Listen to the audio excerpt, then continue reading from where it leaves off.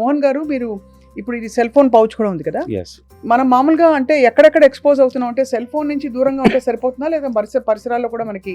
మనకు cell phone towers ఉన్నాయనుకోండి చుట్టుపక్కల, మ్మ్. మనం ఫోన్ మాట్లాడాల్సిన అవసరం లేదు. మీరు యూఆర్ ఆల్వేస్ ఇన్ రేడియేషన్. ఇప్పుడు ఇది ప్రత్యక్షంగా ప్రూవ్ చేయాలంటే రేడియేషన్ ఉందా లేదా అని చెప్పి ఎలా ప్రూవ్ చేయొచ్చు మనం? నా దగ్గర ఒక మీటర్ ఉంది. So this is called an RF meter. So majorly దీని గురించి అవేర్నెస్ ఎందుకు లేదంటే ఇది కంటికి కనపడదు. అది. And not everybody has a meter at home.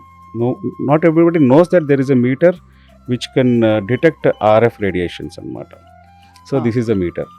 So once you start using the phone, just unlock చేశాను అంతే, it will go beyond. Say for example if I play any video, so కంటిన్యూస్గా అట్లా బంప్స్ కొడతా ఉంటుంది. బాబోయ్. So ఇప్పుడు మనం ఏ డివైజెస్ వాడినప్పుడు the signal strength numbers are like this అన్నమాట.